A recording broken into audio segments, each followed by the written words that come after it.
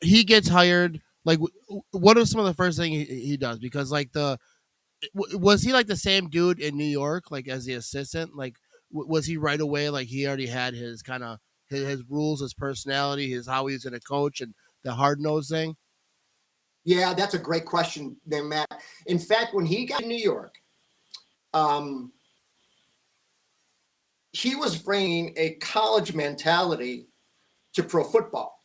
And you've got to remember at this time that the public sentiment about football is, we've got these college lads that were doing it for the love of the game, and we love them, and they're representing Point, and they're representing Fordham, and they were doing it for rah, rah, rah, you. And people loved college football. But when you got to pro football and it began to change, like in the late 50s, early 60s, but before that, these folks were mercenaries. These folks would, work in the summer just to make ends meet. And they were just going there for it's a blood sport. Even before that, people would play one game under one name and then assume a different name and play tomorrow for a big paycheck as they travel around. I mean, there were a bunch of hooligans. So he comes to the Giants with this rah-rah mentality. Now, he is from any program. He comes from West Point. This is a yes, sir, no, sir operation. Those kids go through hell 24/7.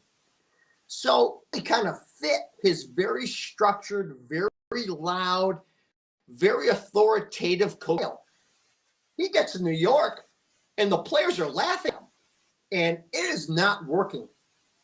So he really distraught, and he is beside himself. He calls a meeting and asks Frank Gifford, "Hey, Frank, can we meet somewhere?" And yeah, coach, come on up. And he asks Frank Gifford, "Hey, what am I doing wrong? We're not getting these results." And Frank tells him, "Hey, coach, that rah-rah tape, you listen, doesn't work here. We're professional athletes.